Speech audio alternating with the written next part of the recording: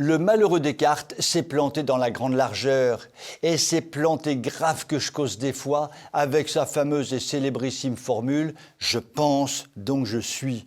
Mais non mon gros, la formule ne vaut pas un clou. La vraie formule actuelle comme jamais est la suivante « je mens, donc je suis ». Telle est la devise de nos pseudo-élites politiques, économiques, sociales, morales ou culturelles. Je vous livre quelques exemples de tous ces bons gros mensonges. Le plus gros mensonge des élites politiques est de dire qu'elles sont au service de leurs administrés alors qu'elles imposent dictatorialement leur idéologie. Le plus gros mensonge des élites économiques est de dire que le mondialisme est la solution à tous les problèmes économiques alors que le mondialisme ruine les économies nationales. Le plus gros mensonge des élites sociales est de dire que l'immigration est une chance inespérée pour les nations alors que l'immigration détruit méthodiquement tous les consensus nationaux. Le plus gros mensonge des élites morales consiste à promouvoir systématiquement le mal en expliquant que ce mal est évidemment un bien. Le plus gros mensonge des élites culturelles consiste à expliquer qu'il n'y a pas de culture objective, que chacun construit sa propre culture et ces pseudo-élites culturelles détruisent donc méthodiquement la véritable culture. Question pour un champion. Pourquoi ce mensonge permanent, systématique, perpétuel des pseudo-élites politico-médiatiques qui ont la prétention de faire la pluie et le mauvais temps en France notamment ?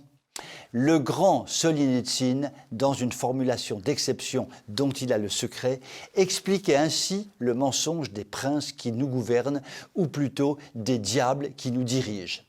Voici donc ce que disait Solzhenitsyn. Ils mentent tout le temps. Ils savent qu'ils mentent tout le temps. Nous savons qu'ils mentent tout le temps. Eux aussi savent que nous savons qu'ils mentent tout le temps. Mais ils continuent de mentir tout le temps. Le sens de cette formulation est assez simple. Il peut se traduire par cette fameuse expression « je mens, donc je suis ». En réalité, le mensonge fait partie intégrante de la communication de nos pseudo-élites, est à la racine de leur communication et le socle inébranlable de leur communication. Au gré de cette communication, la couleur bleue est décrite comme étant rouge, la pluie devient un soleil brûlant, la neige hivernale démontre le réchauffement climatique. Tout ce qui est dit peut être contredit dans les minutes qui suivent, tout peut être dit et le contraire de tout, rien n'a du sens, tout est bidonné de la bidonnette et la bobinette Sherra. Le seul petit problème pour ces pseudo-élites est que cela commence à se savoir et à se dire partout. Le temps du mensonge touche peut-être à sa fin. Je vous souhaite une très bonne soirée.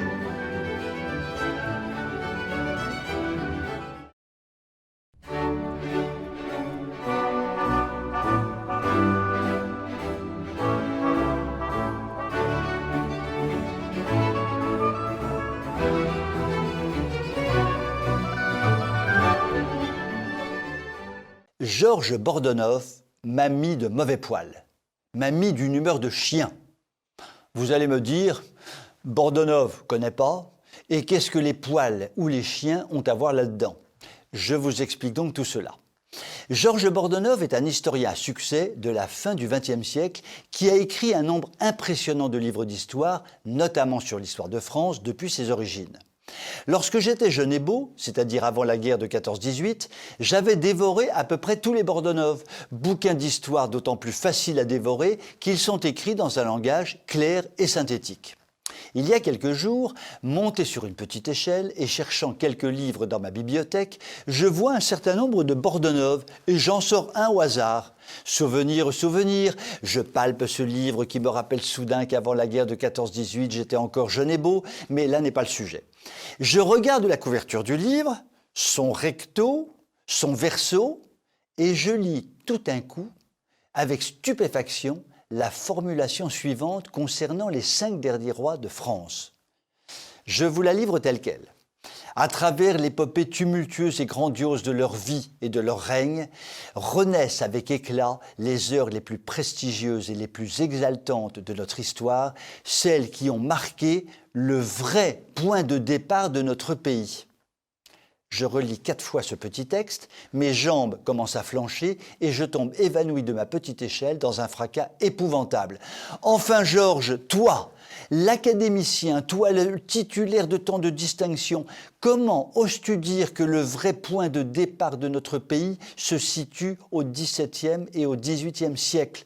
Enfin, Georges, ne sais-tu pas que le baptême de Clovis, qui a engendré la création immédiate du royaume chrétien de France, se situe à la fin du Ve siècle et au début du VIe siècle? N'en déplaise à tous les francs-maçons de France et de Navarre, ainsi qu'à nos pseudo-élites pour lesquelles la France n'existait pas avant 1789, notre cher vieux pays existe bien depuis la fin du Ve siècle et a engendré un peuple d'exception depuis 15 siècles, dirigé par un nombre impressionnant d'hommes également d'exception. Non mais Georges, enfin, tu es dingo ou quoi ? En réalité, le constat que nous devrons faire dans quelques siècles sera sans doute le suivant. La France n'a cessé de s'affermir et de rayonner du Ve siècle au XVIIIe siècle, puis n'a cessé de décliner depuis la grande révolution de 1789 qui a méthodiquement détruit tous ses fondements. Première puissance mondiale juste avant la Révolution. Elle ne représentait presque plus rien à l'échelle mondiale à la fin du XXIe siècle. Telles pourront être les conclusions des futurs historiens sur notre cher vieux pays, sauf si le peuple français décide de renaître de ses cendres. Je vous laisse sur ces belles paroles et vous souhaite une très bonne soirée.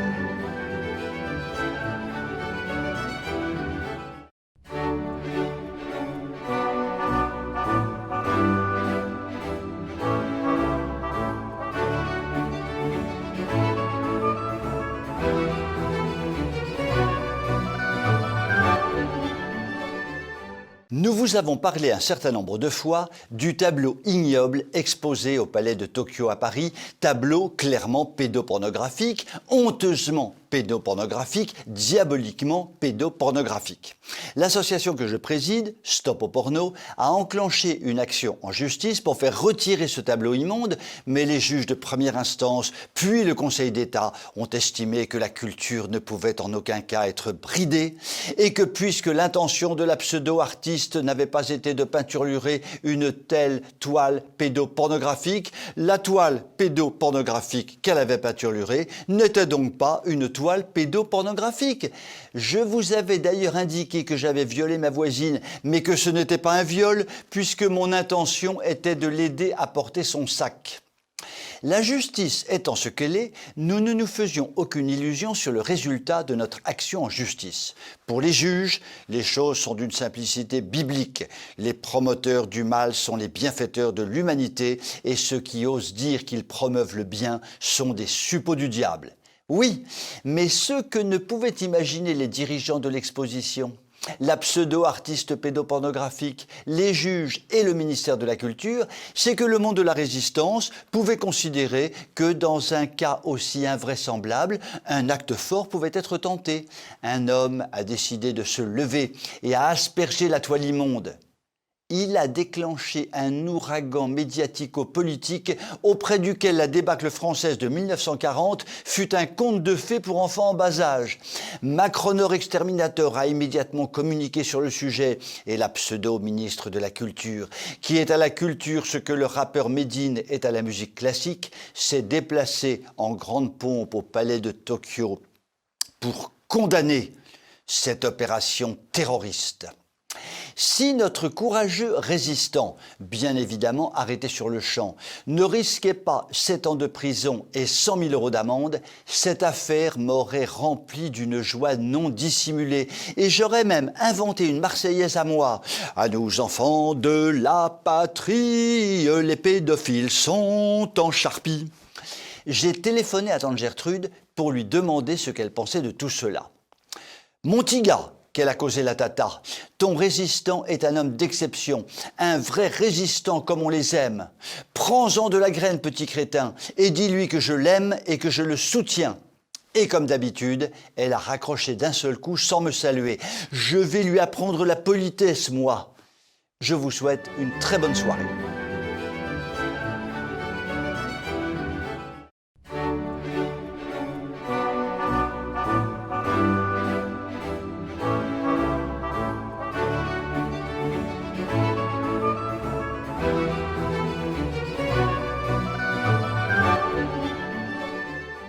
Nous connaissons tous la situation explosive que connaît le territoire français de Mayotte, situation liée au fait que les Comoriens, depuis des années, débarquent en masse dans l'île française pour profiter évidemment de tous les avantages qu'offre la législation invraisemblablement laxiste de notre pays en matière d'immigration.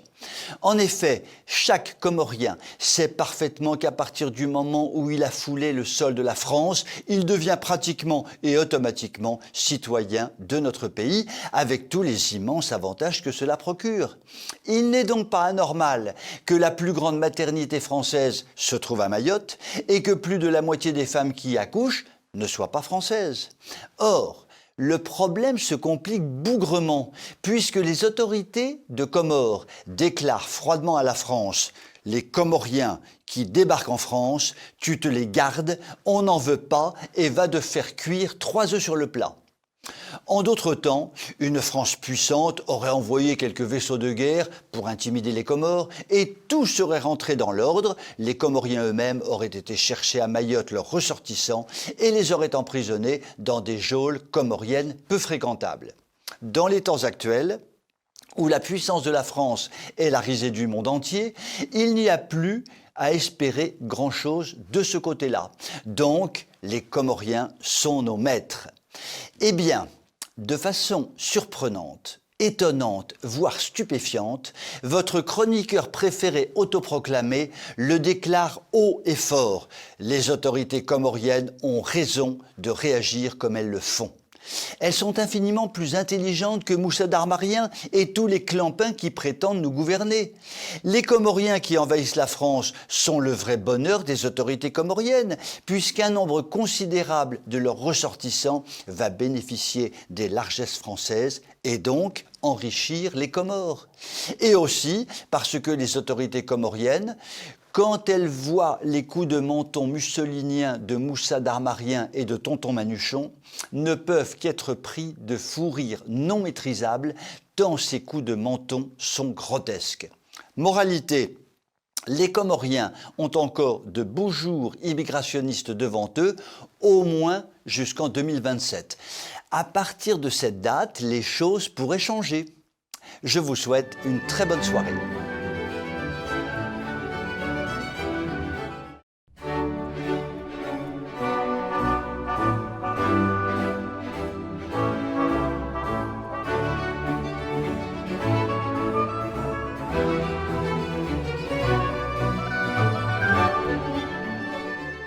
Comment qualifier le problème, ou plutôt le drame, de notre immense dette publique? Votre chroniqueur préféré autoproclamé s'est réuni avec lui-même et a trouvé la formule qualifiant ce drame. Je vous la livre telle quelle. La folie du déficit, une passion française. C'est beau, cette synthèse en quelques mots, c'est même admirable. Car, disons-le simplement, la dette publique de notre pays n'a cessé de croître et d'embellir depuis presque un demi-siècle, n'a cessé de faire l'objet de coups de menton mussoliniens de la part de nos dirigeants sur le thème « Vous allez voir ce que vous allez voir, nous allons diminuer cette dette », n'a cessé de faire l'objet de commentaires totalement stupides de la part de journalistes économiques osant pérorer sur un niveau de dette publique française parfaitement acceptable. Il en résulte tout simplement que dans l'état actuel des choses, les 3 000 milliards de dettes publiques françaises ne peuvent en aucun cas être remboursées. Si la France était une entreprise, elle déposerait son bilan. Et voilà que l'agence de notation Fitch vient de s'inviter dans le débat en dégradant seulement très légèrement la notation de la dette publique française. Fichtre de fichtre, notre bonne grosse dédette resterait tout à fait supportable, acceptable, remboursable. Ah bon ? Ce qu'il faut savoir, c'est que les agences de notation font intégralement partie du système et entretiennent avec le système des liaisons dangereuses, comme l'adolescent Macron et sa maman Bricheton à l'époque. Ainsi, l'agence Fitch, lorsqu'elle propose une notation pour la dette publique de France, se débrouille pour que cette notation ne déséquilibre pas un peu plus le système financier français. Elle a donc diminué la note de la dette publique française parce qu'il faut qu'elle apparaisse comme un organisme sérieux, mais ne l'a diminué que très légèrement pour protéger le système financier public français. Tout cela est grand guignolesque et le sommet du ridicule a été atteint par notre pseudo-ministre de l'économie et des finances qui a osé proclamer que Fitch exagérait puisque les mesures qu'il prenait allaient réduire la dette publique française. On allait voir ce que l'on allait voir. Ces propos absurdes ont évidemment été relayés avec joie et bonheur par le système médiatique, alors que tout le monde sait parfaitement que l'on ne verra jamais rien. Il devient urgentissime que de vrais dirigeants gouvernent enfin la France. Je vous souhaite une très bonne soirée.